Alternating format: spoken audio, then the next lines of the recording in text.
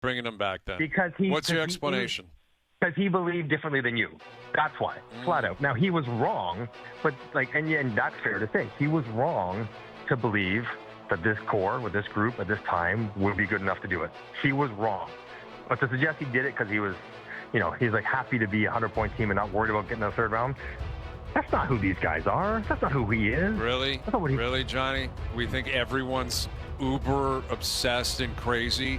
I don't. I mean, paint me cynical, but I'm not. So you don't think that multiple-time Stanley Cup champion, Hall of Famer, who took this job in his hometown, was obsessed with trying to win? I think he desperately wanted to win. I think he desperately wanted to win. Okay, so what are you talking about? I think he loved his job, too. I think a lot of people love their jobs. Sure. We say it all the time. Guys are always like, oh, just trade those picks. I'll be gone by the time. Like, guys think about their keeping the job. Like, guys that happens sometimes. Like, we cannot be, you cannot be that naive. You can't be naive. No. Yes, to think that, everyone in the league is just so upset, and I'm willing to gamble with my whole life and career to go for it, or I can take this route, and I have a great life for the next decade. Really? I don't think so, man. Yeah, I don't think that's, and I'm not saying that's 100% the case with Shanahan. And again, I think you're misinterpreting what I'm saying in a way. It's the idea that if Marner leaves and Tavares leaves, that's terrifying because they might get significantly worse and miss. And I don't know if I want to live in that world. But the opposite is I got to let them go because I got to try the other one. Right. Because I got to try to win. Right, I'm not saying it necessarily in the insulting manner in which maybe you're interpreting it, but I think that may happen this time because these guys are really good players, really good regular season players. They'll make the playoffs. And I mean, I think how I would phrase it would be, the comfort or confidence in knowing you're going to be good with a good chance versus the unknown of what your chance might look like if you make those changes. Sure.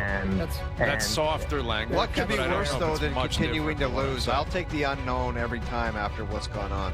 That's the way I look at it. It's like, well, how could it be worse? Like, you're not going to miss the playoffs. Is that the nuclear option? Yes, but I don't know. I'll try something different as opposed to. But I think as they continue to tinker over the last several years, and maybe where this summer is different, is that. One, the contracts they were under, so they had to move off these guys was harder because they had no trade protections or whatever it might be. They didn't have the ease of movement that they have this summer, and they also maybe believed that the rest of the roster was more flawed than just these guys, and they thought they could somehow, with this group of high-paid players, they could fill out the rest, and they did. They did fill out the rest, but in the end, it wasn't enough, which is why I think it would be different this year, which is why I think Mitch Marner will very likely not be back here, and I think they might be okay with the fact he forced his hand. Now Hayes might be upset because they didn't force Mitch's hand, saying, "Listen, we're just not having you back," as opposed to trying to sign him in February and then being whatever happened there. But I think for the whole group, run it back. Probably not ideal, and I don't think anyone wants that. But I think maybe for Tavares specifically, given the contract and everything else, that does seem more feasible. And I don't know if just bringing not Mitch back is enough of a culture change. I think it might be, though. I do think it's pretty significant what he was in that room and what he was in this market. It would change the dynamic pretty significantly. Not because Mitch is a bad guy, I'm not saying that, but just because it's going to be really, really different. And you can get an $8 million player and a $5 million player for him that can be completely different kinds of players. You get Brad Marchand and Sam Bennett for that same 13 and a half you're going to give Mitch. If you could, that would be enough with one of the two departing to make your team different. Yeah, and you know what? This might be a moot point where Mitch Marner has made up his decision and is leaving. Regardless if you want to keep him or not, he has the right to walk on July 1st. And if they do get John Tavares on a value contract and Mitch walks, the team does look different. There's no core four anymore. It's the core two and John Tavares, who, like you mentioned, is on a value contract. Matthew Knies is ahead of John Tavares in the pecking order. Agreed. Right? And here's the other thing. This is what I think we might have to get away from. I think the crop of the unrestricted free agents is not as deep as we would want it. No. So that now you start getting creative Trade and for looking at somebody, trades. Jamie. Exactly. Like I'm looking at, again, this is wish list. It's Nazem Kadri, but maybe it's Braden Shen. Maybe it's something like that. Maybe, you know, you're calling Doug Armstrong and saying, what are you doing with the organization? You might be looking to get younger. Like that's the type of stuff you get creative. Again, do you have the currency to, well, offer sheet. You need your own pick. you need to offer. I like that. I agree. I think you need to be creative, but this is where Johnny, and I'm going to put it back to you, this is where Brad Treliving, if he doesn't have Brendan Shanahan's vision, if they weren't aligned going into last season, now it's Brendan Shanahan's show.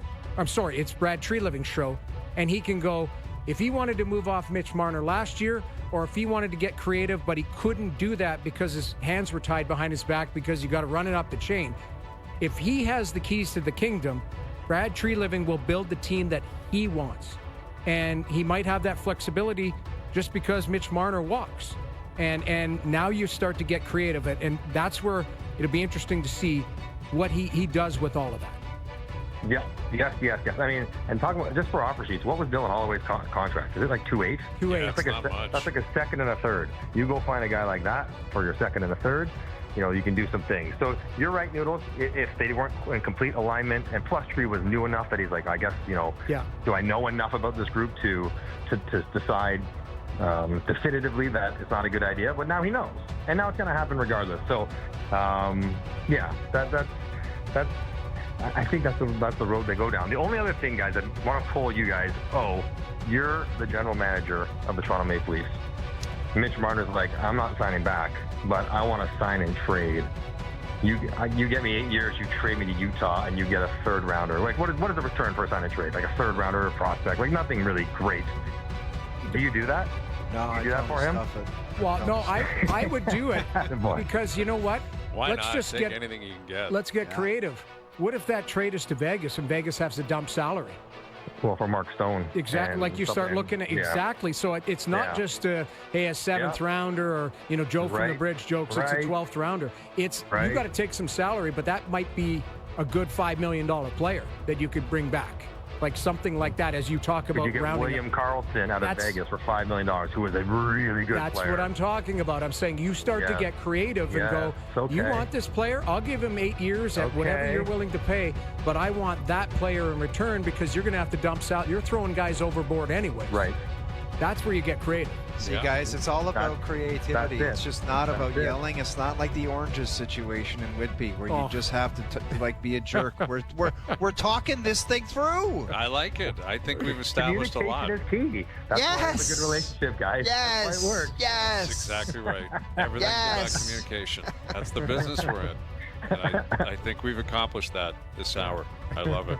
All right, sign and trade to Vegas for William Karlsson. That's going to be the headline of this hour when we post it online. I've heard way worse ideas to start this interview, so not so bad. Yes. Good conclusion. Valid. You know what, though?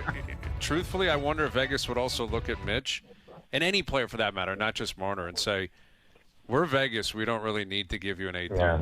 Like, if you want to come here, you can come here, but it'll be on our terms. Like that